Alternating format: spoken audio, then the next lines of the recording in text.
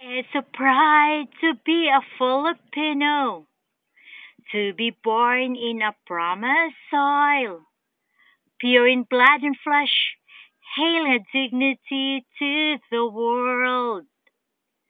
Your Holy Spirit had chose your country before the world began, as prophesied first by Isaiah, and the rest are history of Old and New Testament to be the judgment seat of your anointed Son with the sovereign plan of the Almighty One.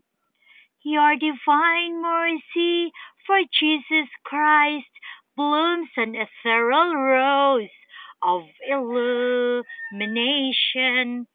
With your peaceful heart, we attain democracy. How heavenly is your holy rosary. The noble heroes had shaped our labor of love, a race overcome every squabbling theorization, a nation that only humbles in prayer, a people who value the importance of family. A remnant of God's flock is now found with the graciousness of Mama Mary, the mother of Jesus Christ, is the mother of all.